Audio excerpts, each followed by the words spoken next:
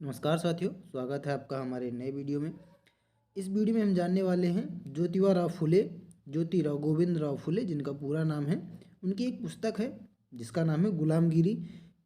उस पुस्तक के बारे में हम जानेंगे, इस वीडियो में जानने वाले हैं। आज हम एक नई सीरीज चालू कर रहे हैं जिसमें से हम गुलामगिरी के जो जितने भी पार्ट हैं उनको हम बताएंगे, चैप्टर बाई चैप्टर पूरे A to Z कवर करेंगे।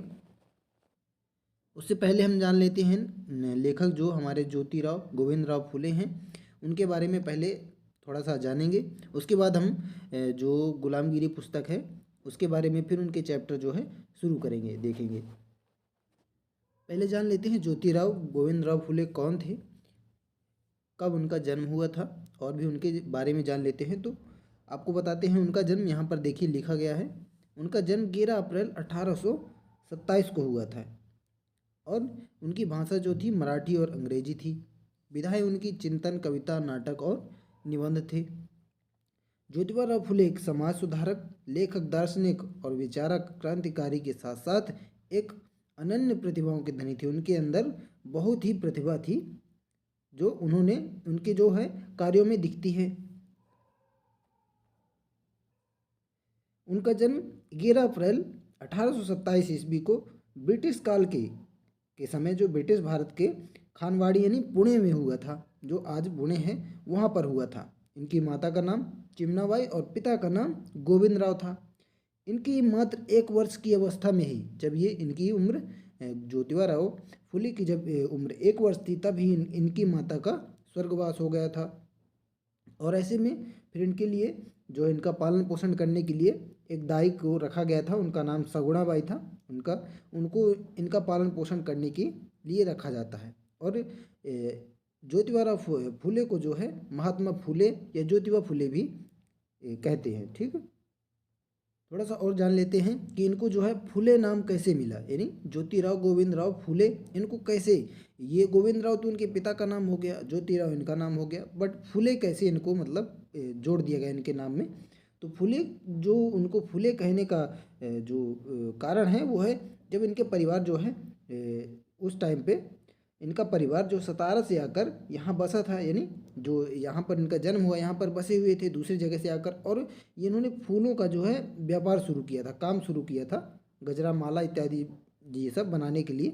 इसलिए उनको फूले नाम मतलब इनको जाना जाने लगा, फूले नाम से इनको जाना जाने लगा था। और इनकी शिक्षा, सबसे पहले इनकी प्रारंभिक शिक्षा जो मराठी भाषा में शिक्षा प्राप्त की, लेकिन बाद में जाति भेद के कारण बीच में इनकी पढ़ाई छूट गई। और बाद में फिर 21 वर्ष की अवस्था में इन्होंने अंग्रेजी भाषा में मतलब सबसे पहले इन्होंने जो पढ़ाई शुरू की, उसके बाद जातिगत भेदभाव जो भी था उसके वजह से इनकी पढ़ाई छूट गई। और फिर 21 वर्ष की अवस्था में इन्होंने 7वीं कक्षा तक पढ़ाई की थी इंग्लिश में, वो भी अंग्रेजी में। 7वीं कक्षा, सिर्फ 7वीं कक्षा तक इन्होंने पढ़ा था अंग्रेजी भाषा में। ठीक, और उसके बाद फिर 1840 में इनका विवाह हो जाता है। इनका विवाह सावित्रीबाई फुले से होता है। और जो सावित्रीबाई फुले थी, यानी सावित्रीबाई जो थी, वो भी आगे चल करके एक स्वयंसेवी यानी प्रसिद्ध स्वयंसेवी महिला के रूप में सामने आई, यानी समाज सुधारक के रूप में भी कह सकते हैं उनको भी, जो है आगे आई। वही सावित्रीबाई फुले जिन्होंने लड़कियों के लिए पहला स्कूल खोला था। अब देख लेते हैं आगे इनकी जो है निधन इनका कब हुआ, 28 नवंबर 1898 को इनका निधन हो गया था। ठीक, अब यहाँ पर देख लेते हैं विशेष इनके बारे में, थोड़ा सा और जान लेते हैं जो इस बुक में लिखा गया है। महात्मा ज्योतिबा फुले एक महान विचारक, समाजसेवी तथा क्रांतिकारी कार्यकर्ता थे जिन्होंने संरचना की जड़ता को ध्वस्त करने का काम किया। महिलाओं, दलितों एवं शूद्रों की अपमानजनक जो है स्थिति में परिवर्तन लाने के लिए आजीवन संघर्षरत रहे, यानी उनको अच्छा जीवन देने के लिए उन्होंने बहुत संघर्ष किया।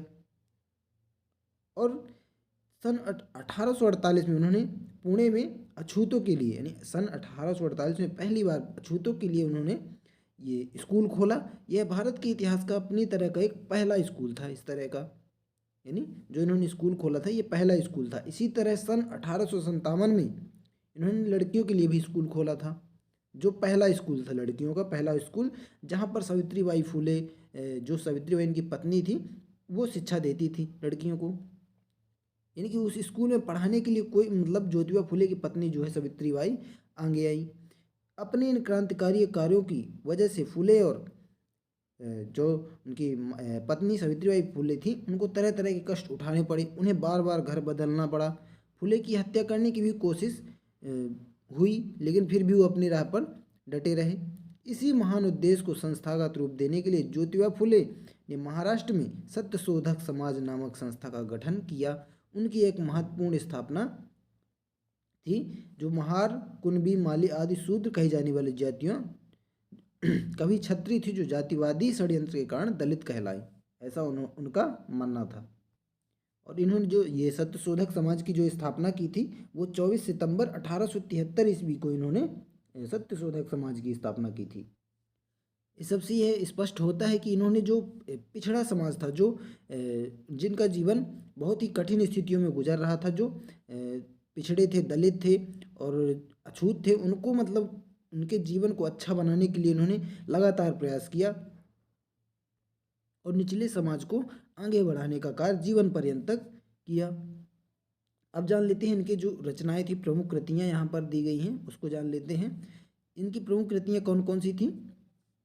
तृतीय रत्न, पवाड़ा, छत्रपति शिवाजी भोसले का, यानी जो छत्रपति शिवाजी भोसले का यानी पवाड़ा वहाँ पर इनकी रचना का नाम है। और ये देखिए, शिक्षा विभाग के ब्राह्मण अध्यापक की चालाकी, ये भी इनकी रचना है। गुलामगिरी है, किसान का कोड़ा है, ग्राम जोशी के संबंध में, और सत्यशोधक समाज के लिए जो है इन्होंने कई सारी जो है इनकी जो रचनाएं हैं इन्होंने लिखी हैं। सार्वजनिक, सत्य धर्म, ये जो दी गई है यहाँ पर ये सारी उनकी रचनाएं हैं, ये जितनी दी गई हैं इन्होंने पुस्तकें लिखी हैं। तो इन सारी रचनाओं में हम गुलामगिरी के बारे में जानने वाले हैं। अभी हम गुलामगिरी की जो है बात कर रहे हैं, तो अगले वीडियो में अभी हम जानेंगे गुलामगिरी की जो भूमिका है उसके बारे में जानेंगे, और फिर उसके अगले वीडियो से हम स्टार्ट करेंगे जो गुलामगिरी का मेन चैप्टर 1 से स्टार्ट हम करेंगे। तो दोस्तों, आप लोगों को ज्योतिबा राव और सावित्रीबाई और ज्योतिबा राव फुले के बारे में आपको सारी जानकारी पता चल गई होगी। आप आशा करते हैं कि आपको जो है उनके बारे में जो भी जानकारी थी आपको समझ में आ गई होगी। और इनके जीवन के बारे में एक अलग से वीडियो बनाएंगे हम, जिसमें इनके जीवन के बारे में जो क्या क्या उनको कठिनाइयाँ सहनी पड़ी।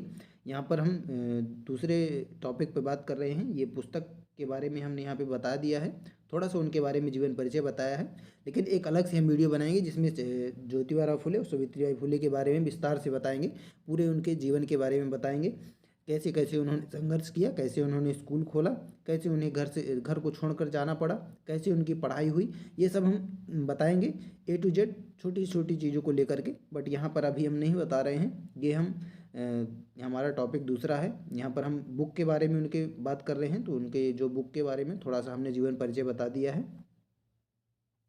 तो दोस्तों, ये था उनका जीवन परिचय। उनका जन्म हुआ 11 अप्रैल 1827 को, उनका निधन हो गया 28 नवंबर 1890 को।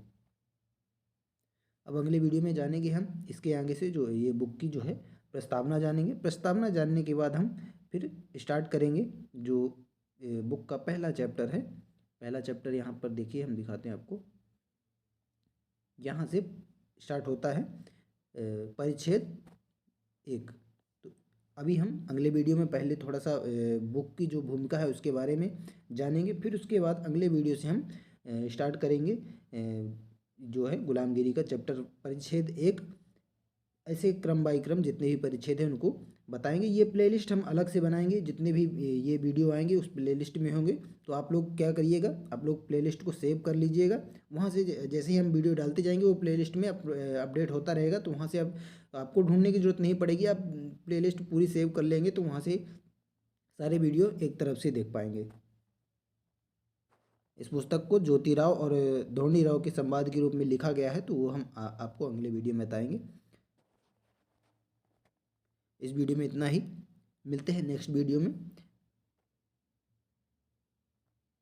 और जो भी आपको डाउट हो, जो ज्योतिराव फुले और सावित्रीबाई फुले और इस पुस्तक के बारे में जो भी आपको डाउट हो या कोई प्रश्न हो, तो आप लोग कमेंट में आप लोग पूछ सकते हैं।